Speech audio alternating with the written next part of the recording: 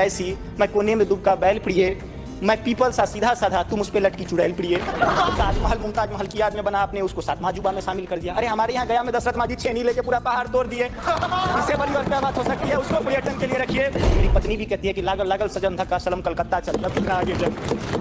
उत्तर में बाढ़ है, दक्षिण में सुखार है, बाकी जो बचा नरसंहार है, यही बिहार है।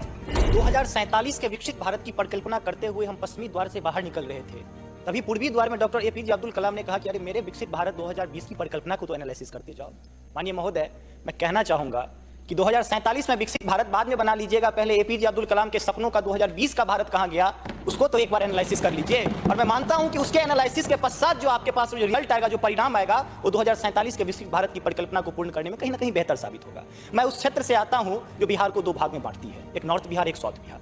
हमारा मिथिला का रीजन 6 महीने बाढ़ के पानी से ग्रसित रहता है। जब मैं राज्य सरकार से पूछता हूं तो कहते हैं कि विदेश का मामला है भैया, नेपाल पानी छोड़ देता है, मैं क्या करूं, उधर से चाइना डैम बना देता है। अब तो राज्य में भी सरकार आपकी है, केंद्र में भी आपकी है, तो प्रभु कृपया कुछ तो मदद कीजिए।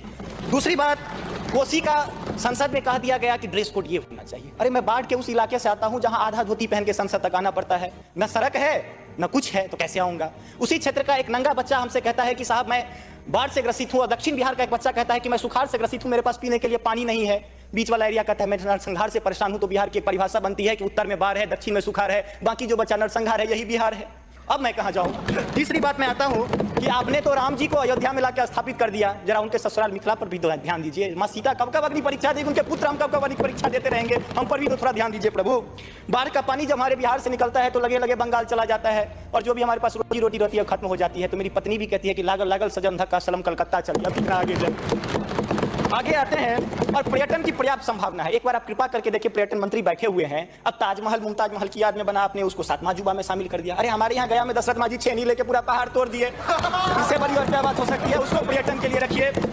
और ये जो भूखमरी, बेरोजगारी और शिक्षित राज्य की जो हम पर वो जो पीठ पर धो रहे हैं, वो हमको इसी तरह की कविता याद दिलाती है कि तू सिंह मारती गैसी, मैं कोने में दुबका बैल प्रिय, मैं पीपल सा सीधा साधा, तुम उस पे लटकी चुड़ैल प्रिय।